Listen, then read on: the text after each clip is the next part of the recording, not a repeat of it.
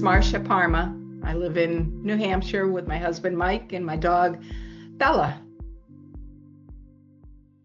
The first one is probably giving up control.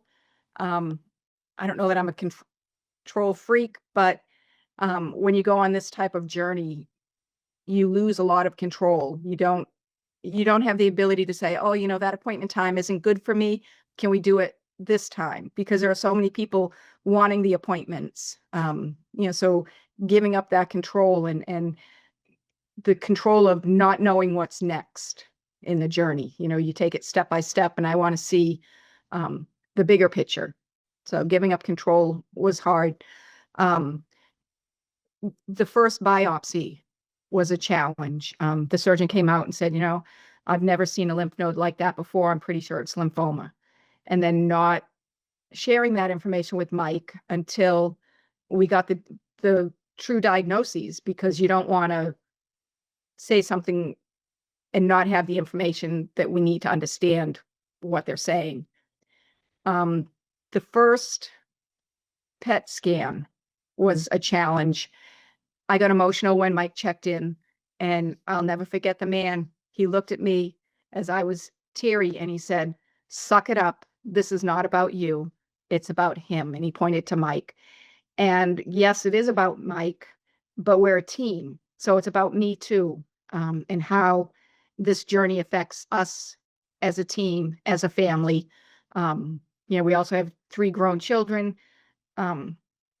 But we are a team. So yes, it does affect us as a team. Obviously, it affects the patient more because they're going through all the treatment and things like that, but you're trying to be supportive of them.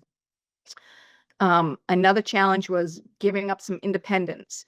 And it's a little bit different than giving up control. And when I say independence, people will ask you, what can I do to help you? You've got a lot on your plate. What can I do? And my typical response was, well, God made different size plates. You start with a dessert plate, and that's little, and then you have a salad plate. It's a little bit larger.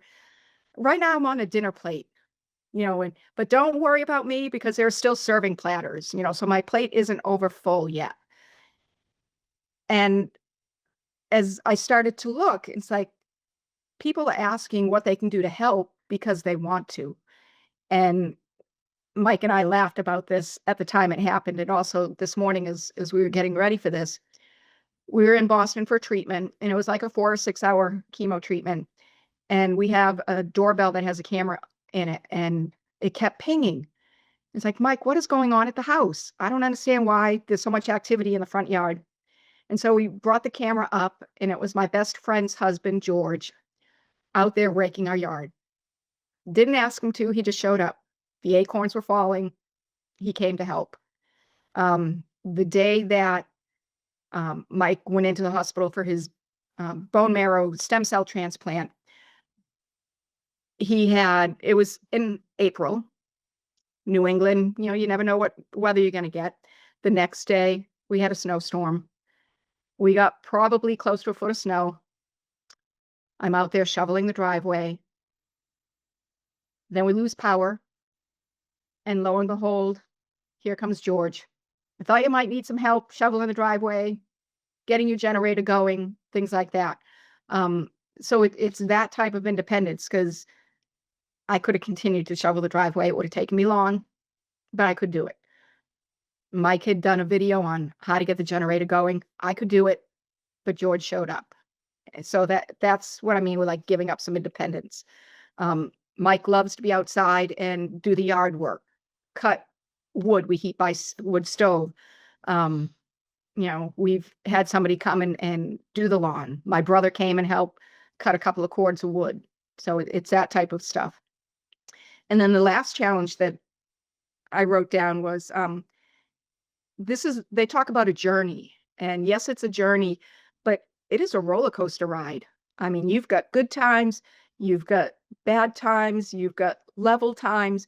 You never know what part of the journey you're on. When they talk about cancer, they don't talk about, the survivability. They don't talk about, like how much time we think you might have, things like that. So I spent a lot of time what am I going to do when he's gone? He's the breadwinner. I have a good paying job, but what am I going to do without him? And through this journey, we now have the opportunity to say, we have life after this. And it's not just life going from one appointment to the next appointment. Mike has had a phenomenal medical team by his side. And Dr. Jane is amazing. She always has backup plans for the backup plan. And now we're looking at a future where we have a life again. We can start living again. So that roller coaster of not knowing what I'm going to do without him to now knowing that I don't have to think that way now. He's had success in his journey. So that's what I would say would be challenges. I don't consider myself a very religious person, but I do draw on my faith. Um, God knows what we can handle. He never gives us more than we can handle. And there are times we don't understand why he's given us so much to handle, but you have to believe that he knows what's best for you. And also, as you go on this journey, don't look for why did it happen to me? Why us? What did we do wrong? Turn around and be thankful for the journey that you're on. And I know that sounds crazy, but I am thankful that that first oncologist said, I'm not qualified or I don't feel comfortable on this. I want to refer you. I'm thankful that he said that. I am beyond thankful for Dr. Jane and the team. And when Mike was doing his stem cell transplants and things like that, so incredibly thankful to Dr. McAfee and his team. You know, beyond thankful for all of the scientists out there that have dedicated their lives to helping people with peripheral T-cell lymphoma. That, Mike and I joke that with his CAR T-cell therapy, they brought in this little itty bitty bag of cells. And I'm like, well, where are the rest of them? And they're like, well, there's 50,000 or 50 million of them in this bag. Mike and I joke, it's like, well, we feel thankful for the man or the woman that counted those 50 million cells. So there are a lot of blessings along the way, for the medical team, for the strength that you draw from your friends and your families and things like that. So it is a rough journey, but there are positives that come from it. So, um, family and friends. My work has been phenomenal. I work in the local emergency department. They have been phenomenal in helping us with this journey. I have a close coworker whose daughter was 25 when she was diagnosed with lymphoma, and she was able to give me some guidance along the way. You don't look for people that have had similar types of cancer, but when they're out there, they're willing to share some of their insight. And so I'm very blessed on that. I take time for myself. It might be a massage, and the spa that I go to usually books out like 4 to 6 weeks out for a massage. And I know I need one, and I call, and it's like, is there any chance they have an availability? And they're like, oh my gosh, we had a cancellation today. Can you come in at such and such a time? I'm like, I am on my way. I'm getting in the car. I'm there. So take care of yourself, pamper yourself. You know, get your nails done. Go for a walk on the beach. Find a peaceful spot that you enjoy. Whether it's sitting in the woods, listening to the birds chirping, watching the squirrels rustle through the woods and gather acorns. We have a lot of woods behind us, so it's very peaceful for me to go out on the back deck and watch the deer go by, or we've had coyotes back there, just watching the wildlife so that I can recenter myself.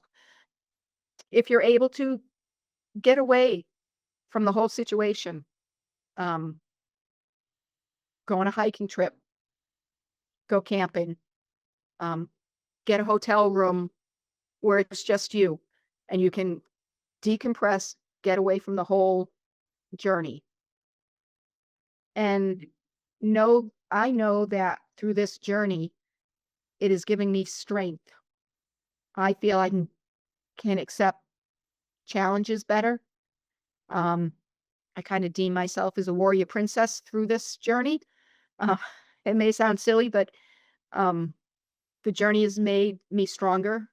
I know that many times cancer journeys don't always have a strength to them. And I think that this journey has strengthened my relationship with Mike and his with me. We rely on each other a little bit more than we had in the past.